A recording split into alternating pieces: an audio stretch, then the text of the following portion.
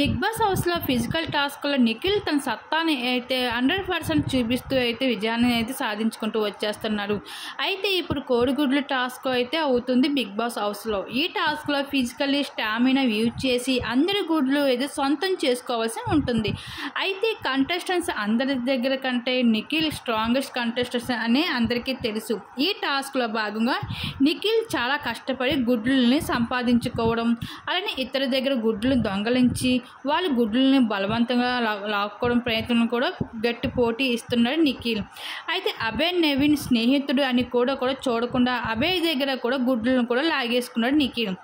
అందరి కంటెస్టెంట్స్తో అయితే పృథ్వీ అలానే నిఖిల్ ఎక్కువగా ఫిజికలీ స్టామినా చూపిస్తారు. ఇంకా పృథ్వీ అయితే ఆదిత్యలు నాగమణి కంటి దగ్గర కూడా తోసేయడం లాంటివి చేస్తున్నాడు ఈ టాస్క్లోని. మొత్తానికి ఈ టాస్క్లో అయితే నిఖిల్ అయితే కోడిగుడ్ల టాస్క్లో విజయం సాధించడం జరిగింది. ఇంకా అలాగే అమ్మాయిలనే సోనియా కూడా 100% ఇస్తూ తన విజయాన్ని సాధించుకుంటూ వచ్చేసింది.